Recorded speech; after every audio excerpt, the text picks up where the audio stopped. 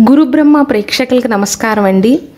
ఈ వీడియోలో 2024 సంవత్సరం జూన్ మాసంలో మకర రాశి వారి గోచారం ఎలా ఉంది, వారి ఫలితాలు అనేవి ఎలా ఉండబోతున్నాయి, ఏ తేదీలో అనుకూలం, పర్టికులర్గా ఏ తేదీలలో జాగ్రత్తలు తీసుకోవాలో చాలా క్లియర్గా వివరిస్తానండి.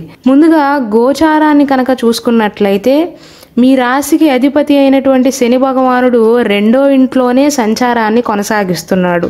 అంటే కుంభరాశిలోనే ఉన్నాడు. కాబట్టి మీకు ఏలినాటి శని యొక్క 3వ దశ అనేది జరుగుతుంది.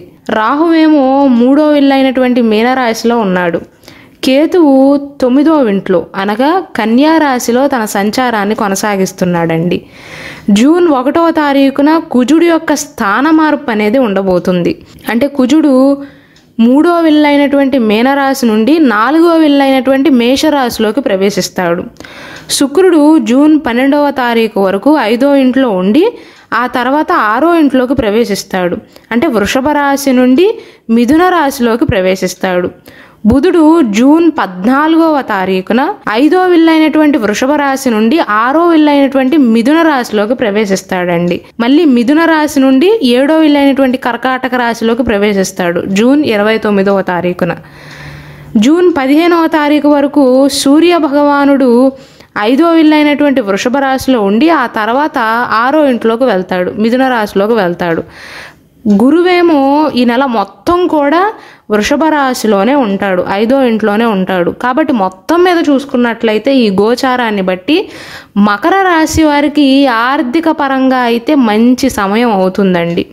మొదటి 2 వారాలలో కుటుంబ సభ్యుల యొక్క అనారోగ్య సమస్యల కారణంగా కాస్త ఖర్చు అవుతుందేమో, కానీ తర్వాత 2 వారాలలో అంటే 3, 4 వారాలలో ఆర్థిక పరంగా మంచి వృద్ధి ఉంటుంది.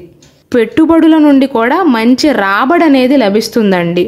ఇల్లు లేదా వాహనాన్ని కొనుగోలు చేయాలనే ప్రయత్నాలు ఎవరైతే చేస్తున్నారో వారికి 2వ వారం తర్వాత నుండి అనుకూలమైనటువంటి ఫలితాలు అయితే ఉండబోతున్నాయి. అంటే పెట్టుబడుల విషయంలో వ్యాపారం పైన కావచ్చు, ఆస్తి పైన కావచ్చు, దేనిపైనైనా పెట్టుబడి పెట్టే విషయంలో అయితే జూన్ మాసంలోని 2వ వారం తర్వాతే అనుకూల ఫలితాలు అనేవి గోచరిస్తున్నాయి.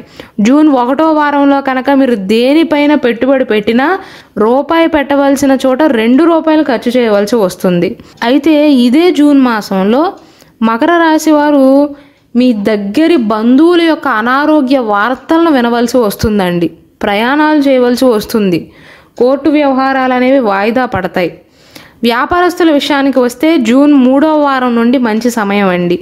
మొదటి 2 వారాలు సాధారణంగా ఉంటుంది, నష్టపరిచే సూచనలు అయితే కనిపించట్లేదు. కానీ 3వ వారం నుండి మీ సంపాదన అనేది పెరుగుతుందండి. అమ్మకాలు పెరుగుతాయి, సంపాదన అనేది పెరుగుతుంది, ఆదాయంలో పెరుగుదల ఉంటుంది. రియల్ ఎస్టేట్ వ్యాపారం చేసేవారికి, అలాగే కొత్త వెంచర్లను ప్రారంభించాలి అనుకునే వారికి 2వ వారం తర్వాత బాగుంటుందండి. అలాగే ఇంటికి సంబంధించిన పనులు స్టార్ట్ చేయాలి అనుకుంటున్నా సరే 2వ వారం నుండి అనుకూలం.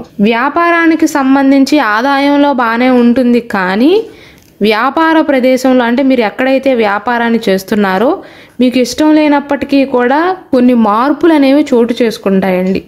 ఇక విద్యార్థుల విషయానికి వస్తే చదువుకునే విద్యార్థుల విషయంలో అనుకూలంగానే ఉంటుందండి. కాకపోతే కుజుని యొక్క గోచారం అనేది ఈ మాసంలో మీకు అనుకూలంగా లేదు. కాబట్టి చదువు విషయంలో ఓపికతో ఉండాలి. దూకుడుతనం అనేది పనికిరాదండి. ఓవర్ కాన్ఫిడెన్స్ కూడా పనికిరాదు. అంతేకాకుండా పోటీ పరీక్షల్లో కూడా కొన్ని సమస్యలను ఎదుర్కొంటారు మకర రాశి వారు. ఇప్పటి వరకు బాగా కష్టపడినా సరే కుజుడి యొక్క స్థానం అనేది బాగోలేదు. కాబట్టి పరీక్షలు రాసే విషయంలో కానీ, ఇంటర్వ్యూలు ఇచ్చే విషయంలో కానీ తొందరపడతారండి. అంటే ప్రెజెన్స్ ఆఫ్ మైండ్ అనేది బాగోదు. మొదటి 2 వారాల్లో మాత్రం అత్యంత జాగ్రత్తలు తీసుకోవాలి విద్యార్థులు. లేకపోతే మీరు అప్పటి వరకు పడిన కష్టం అంతా కూడా వృధా అవుతుంది. ద్వితీయార్థం నుండి పరిస్థితులు అనేవి కాస్త మెరుగుపడతాయి. కాబట్టి ఏవైనా ఇంటర్వ్యూ ప్లాన్స్ ఉన్నట్లయితే ద్వితీయార్థం తర్వాత నుండి అనుకూలం అండి. ఆ ముందు సమయం అనేది మీకు అనుకూలం కాదు. ఆరోగ్యపరంగా చూసుకున్నట్లయితే ఆరోగ్య సమస్యలతో బాధపడుతున్న వారికి కాస్త ఉపశమనం అనేది లభిస్తుంది. పూర్తిగా అయితే కోలుకోరు. ఇంటి నిర్మాణానికి కానీ లేదా ఏదైనా వెంచర్ నిర్మాణానికి సంబంధించిన పనులకు, కార్యక్రమాలకు జూన్ మాసం అనేది మకర రాశి వారికి అనుకూలమైనటువంటి కాలంగా చెప్పవచ్చు. ఉద్యోగ జీవితం చేస్తూ జీవనాన్ని కొనసాగిస్తున్న వారికి పదోన్నతి లభించే అవకాశాలు ఉన్నాయండి. ఈ మకర రాశి వారు కనుక ఈ మాసంలో మీ ప్రవర్తనను మీరు గమనించినట్లయితే మొదటి 2 వారాలు బాగా కోపంతో ఉంటారండి. అంటే మూడ్ స్వింగ్స్ ఎక్కువగా ఉంటాయి కుజుడి యొక్క ప్రభావం వల్ల. ఆ తర్వాత కాస్త బెటర్గా ఉంటుంది. అంటే మనోబలం అనేది పెరుగుతుందండి. మీ జీవిత భాగస్వామితో సంబంధం విషయంలో అనుకూలత ఉంటుందండి. అంతేకాకుండా ఈ మాసంలో గురువుల యొక్క సహాయం, మీ ఇంట్లో పెద్దవారి యొక్క సహాయ సహకారాలు అనేవి లభిస్తాయి. పెళ్ళైన వివాహితులు ఎవరైతే ఉన్నారో ఎంతో కాలంగా ఎదురు చూస్తున్న శుభవార్తను వినే అవకాశాలు ఉన్నాయి.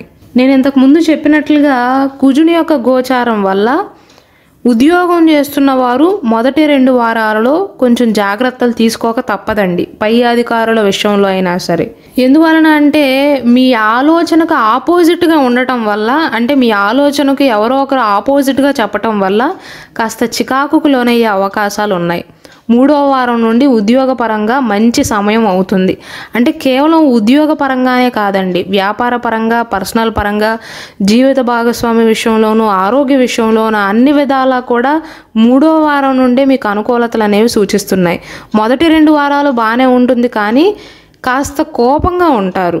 3వ వారం నుండి మీ పై అధికారుల యొక్క మద్దతుతో పాటుగా మీ తోటి సహ ఉద్యోగుల యొక్క మద్దతు కూడా లభిస్తుంది. కొత్త ఉద్యోగ ప్రయత్నాలు చేస్తున్న వారికి కూడా 3వ వారం నుండి అనుకూలమండి. కుటుంబ సభ్యులతో మంచి సమయాన్ని గడుపుతారు. అయితే మకర రాశిలో జన్మించిన వివాహిత మహిళలు ఎవరైతే ఉన్నారో మీకు సంతానం కనుక ఉన్నట్లయితే మీ పిల్లలలో ఎవరో ఒకరి ఆరోగ్యం అనేది కాస్త దెబ్బతినే అవకాశాలు ఉన్నాయి. అందువల్ల కాస్త జాగ్రత్తలు తీసుకోక తప్పదండి. వేసవి వేడి కారణంగా ఎక్కువగా అనారోగ్య సమస్యల బారిన పడతారు. మెయిన్గా చర్మానికి సంబంధించిన వ్యాధులతో బాధపడే అవకాశాలు ఉన్నాయి మీ సంతానం. అలాగే వివాహిత మహిళలు వారి జీవిత భాగస్వామి తమ తమ రంగాలలో విజయాన్ని సాధించటాన్ని చూసి గర్వంగా ఫీల్ అవుతారండి. ఈ నెలలో కుజుని యొక్క గోచారం అనేది అనుకూలంగా లేని కారణంగా కుటుంబ సభ్యులతో ఆవేశంగా కాకుండా ప్రేమతో మాట్లాడినట్లయితే చిన్న సమస్య కూడా ఉండదండి.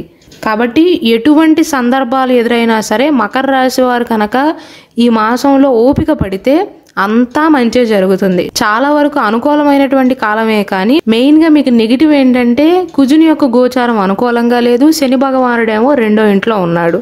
కాబట్టి ఈ గోచారాన్ని బట్టి చూసుకున్నట్లయితే ఆవేశపడకుండా కాస్త ఆలోచనతో కనుక ప్రవర్తించినట్లయితే అన్నీ బాగానే ఉంటాయి. అలాగే మన గురుబ్రహ్మ ఛానల్లో మకర రాశిలో జన్మించిన వారికి ఎవరైతే సరిజోడి అవుతారు, అంటే మకర రాశిలో జన్మించిన వారికి 12 రాశులలో ఎవరు బెస్ట్ మ్యాచ్, ఎవరు వరస్ట్ మ్యాచ్, మకర రాశిలో జన్మించిన 3 నక్షత్రాల వారి స్వభావం ఎలా ఉంటుంది, మకర రాశిలో జన్మించిన వారికి వచ్చే నెలలు అంటే జూలై, ఆగస్టు మాసాలలో ఎలా ఉంటుంది అని క్లియర్గా వివరించడం జరిగిందండి. కాబట్టి దయచేసి ఆ వీడియోస్ని కూడా వీక్షించండి.